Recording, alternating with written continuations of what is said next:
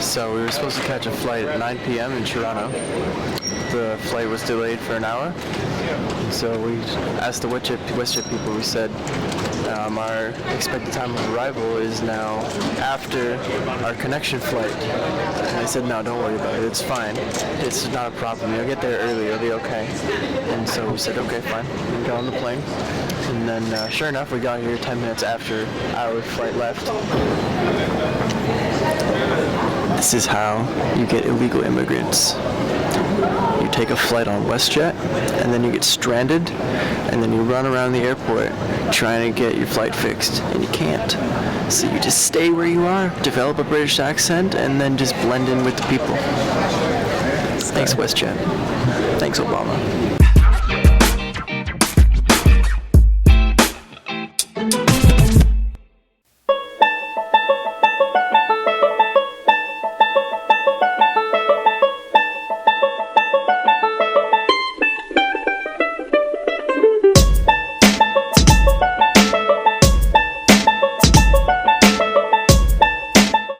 Feeling like now when I talk, I'm like slurring some words, like my tongue is not doing well.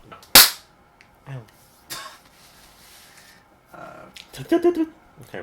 We got our bags. Holy moly, mumbo jumbo. Carrying all those bags gave me a headache. I was carrying them for 5 minutes and I was getting a headache. I don't know how some people do this.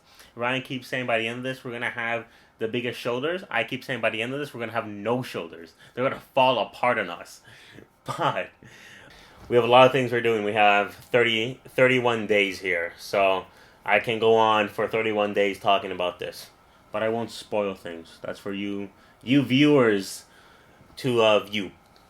But tomorrow we are going to the National Library. We're meeting with a genealogist to trace down some of Ryan's family background. So we're going to meet with them, chat with them, see where she can help us out.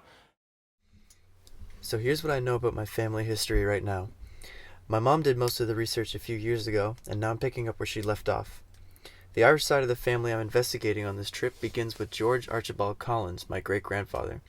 You can see him in the third row from the bottom. His parents were William Walter Collins and Emily Frances Hicks, who met and were married in Montreal after both having independently made the journey to Canada.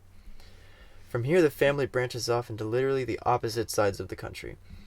Emily Hicks's parents were named George Hicks and Annie Scales. I don't know a whole lot about Annie Scales, but I do know that George Hicks came from Cork, where his family appears to have been very well off, leasing land to others. For some reason, George and Annie both migrated to Dublin, presumably to find work, and ended up on a farm in a small town called Athy, where they were buried. But that side of the family isn't what interests me the most, as I have a distant cousin who has already done all the research. It's the Collins side that interests me, as we only know the names of William Walter Collins' parents and his siblings.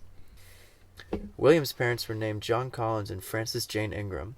They appear to have lived in Mount Norris in County Armagh, which is near Belfast, and North Ireland, which is still a part of the UK today.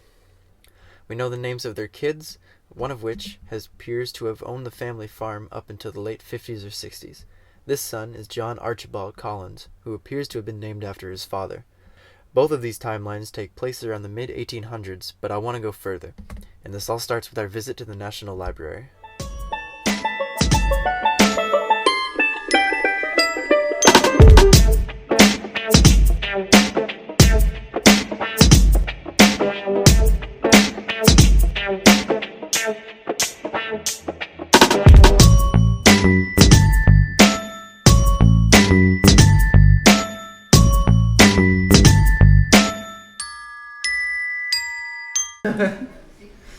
Okay, so I'm Kira Kerrigan. I'm an archivist, but I'm also the manager of the library's genealogy service. What I did before is I went on to an Irish government website called Irish Genealogy, and that's where I found all of the birth certificates for all of John Collins and Frances Jane Collins, his wife, for all of their children. And then I also found a marriage record for one of the children, and then a birth record for one of the grandchildren. Or the other important record that I found were the census records for the family from 1901 and 1911. So on John Collins' death certificate, we can see he died in, it looks like a farm accident. So we checked 2 newspapers unsuccessfully, 2 local newspapers, the Lurgan Times and Portadown Recorder, and then the Ulster Gazette, to see if there was a news report about the accident or a report from the coroner's inquest. But unfortunately, we didn't find any in those newspapers. When you look at the records and you start thinking about them rather than as names on a page, but you start thinking about them as people.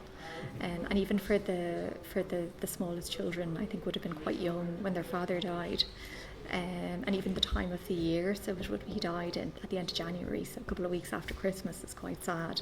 And then, in 1901, his mum was head of the household, Frances Jane Collins. But then in 1911, she's now relegated to nearly third in the household because her son and her daughter-in-law are sort of, and it's their family, that's the emphasis, rather than her. She's the grandmother who's living with them.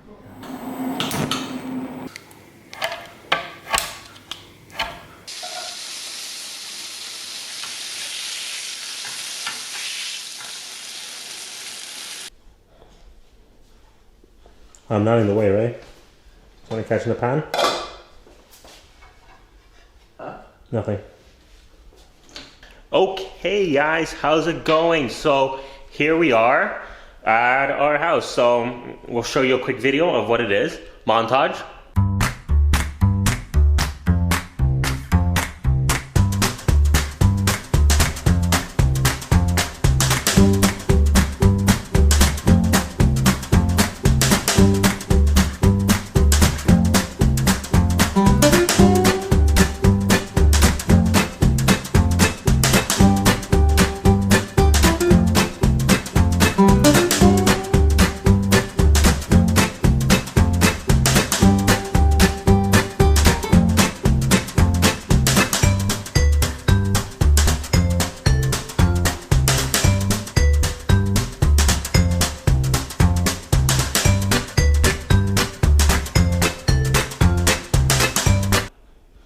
And back we are. Okay, so there we have Ryan. He's making some food. Let me move this around so you guys can see it better.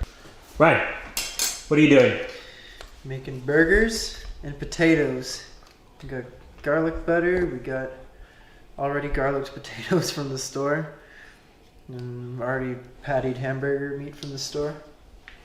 Should be good. What can I say about this place? It looks freaking amazing. We got here at nighttime because we were running around doing so many things that we get here at nighttime. But we're spending the morning here. We're gonna leave around 1:30 to go pick up the camper. What else? Oh, I gotta download Super Smash Bros. Because I have to destroy Ryan in that game because I'm the master. That's what you said about Pokemon, and I kicked your ass. Okay. He kicked my ass in Pokemon just because he, what's it called? Like, I was on the plane, I was tired, I couldn't think straight. It was all hazy. My eyes were blurry. I clicked on wrong moves by accident. Like, when you're tired, you don't perform as best as you do. That's the weakest excuse I've ever heard you come up with.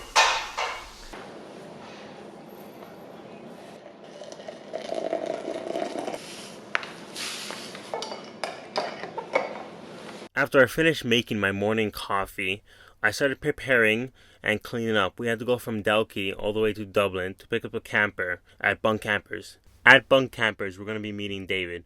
We posted online looking for a third person to join us on this trip, and David was the one that replied back to us. After a video call, we thought he would be a perfect person to join us on this trip. He's already there, getting all the paperwork done for the campers. We will be meeting with him in about 2 hours from now. It's going to be our first time meeting with him in person, so this is very exciting. Okay, here we are. We're going to Bunk Campers. It's raining a lot. I'm cold. David's already here. Ryan, how you doing? This is going to be our first time meeting David. Yeah, so it should be interesting. Here you are, the long-awaited reveal. How excited are you? I'm mostly just cold right now, to be honest. It's been raining for 3 days straight. And I just stepped in a big puddle and my shoes are full of water now. Okay, so here we are at the camper now. Ryan's putting all his stuff away. We'll just do a quick video of it's pretty cool to have a bunch of other campers here as well.